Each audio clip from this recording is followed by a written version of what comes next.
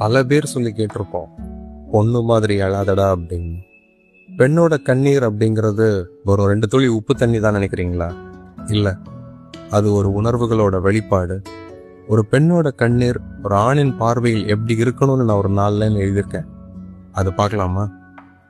என்னால் சிந்தக்கூடாது எனினும் எனக்காக சிந்துகிறாய் என்ற போது என் ஜென்மமும் புனிதமானதடி.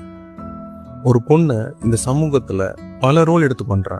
ஒரு அம்மாவா, குழந்தையா, உடன்பிறப்பா, மனைவியா, ஃப்ரெண்டா, அத்தை, சித்தி, மாமியார் அப்படின்னு பல ரோல் எடுத்து பண்றாங்க.